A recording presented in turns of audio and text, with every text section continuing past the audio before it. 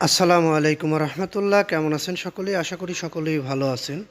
দেশ ও প্রবাসে থাকা ইসলামী ব্যাংকের সকল গ্রাহকদের জন্য একটি নতুন বার্তা দিলেন ইসলামী ব্যাংক। সেই বার্তাটি আপনি এখন জানতে পারবেন আমাদের এই নিউজের মাধ্যমে। একটু ধৈর্য সহকারে পুরো নিউজটি শুনলে বিস্তারিত বুঝতে পারবেন। আমরা আশা করব আপনারা ধৈর্য সহকারে পুরো নিউজটি শুনবেন। যারা নিউজটি দেখছেন তাদেরকে অনুরোধ জানাবো একটি লাইক দিয়ে দিবেন, কারণ আপনাদের একটি লাইকের ফলে আমরা এরকম ধরনের ভিডিও তৈরি করতে আগ্রহী হই। বিশেষ করে পরবর্তীতে ভিডিও পেতে চ্যানেলটি সাবস্ক্রাইব করে বেল বাটন অন করে রাখবেন। গ্রাহকদের নতুন যে বার্তা দিলেন ইসলামী ব্যাংক, কী বার্তা দিলেন আমরা একটু জানি। দেশের ব্যাংকিং খাতের গত কয়েক বছরের সবচেয়ে বেশি আলোচিত প্রতিষ্ঠানের নামগুলোর মধ্যে অন্যতম ইসলামী ব্যাংক বাংলাদেশ পিএলসি। ব্যাংকটিতে বিতর্কিত এস আলম গ্রুপের মালিকানা আবারও ফিরিয়ে দেওয়ার চেষ্টাকে কেন্দ্র করে হঠাৎ তারল্য সংকট, আমানত উত্তোলনের চাপ এবং নানা বিতর্কের মধ্য দিয়ে কঠিন সময় পার করা ব্যাংকটি এখন আবার গ্রাহকদের আস্থা ফিরে পাওয়ার চেষ্টা করছে।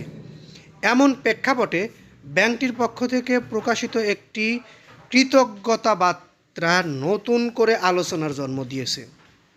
রবিবার 21 জুন ইসলামী ব্যাংক এক বিবৃতিতে জানিয়েছেন, ব্যাংকটির প্রতি অগণিত গ্রাহকের অবিচল আস্থা ও সমর্থনের জন্য যারা গভীরভাবে কৃতজ্ঞ।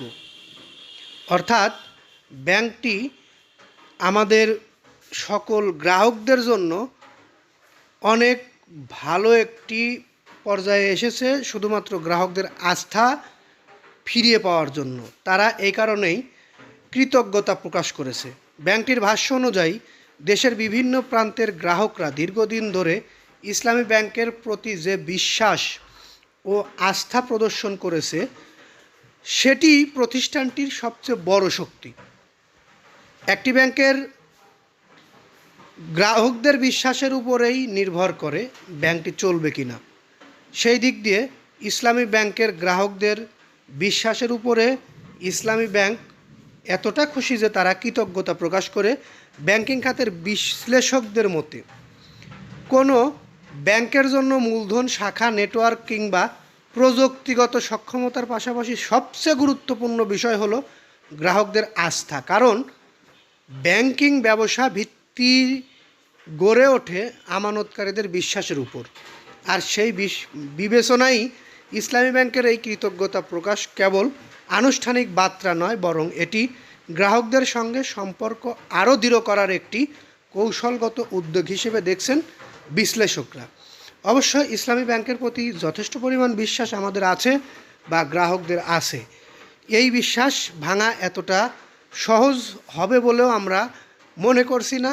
আমরা ইসলামী ব্যাংকে বিশ্বাস করি, এ কারণেই ইসলামী ব্যাংকে আবারও আমানত রাখছি।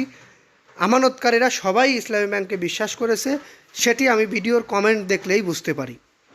কমেন্টে অনেক ভালো পজিটিভ দিক আমরা দেখতে পাই। এখন প্রথমের দিকে যদিও একটু খারাপ দিক দেখছিলাম, গ্রাহকদের আস্থা হারিয়ে গেছিল ইসলামী ব্যাংকের প্রতি। এখন আমাদের নিউজের কমেন্টগুলো দেখলে বোঝা যায় ইসলামী ব্যাংকের প্রতি আবারও গ্রাহকদের আস্থা ফিরে পেয়েছে। যাই হোক, আমরা নিউজটি দীর্ঘায়িত করতে চাচ্ছি না, এখান থেকে বিদায় নিচ্ছি। পরবর্তী নিউজের অপেক্ষায় থাকুন। ততক্ষণ সকলেই সুস্থ থাকুন, ভালো থাকুন। আসসালামু আলাইকুম।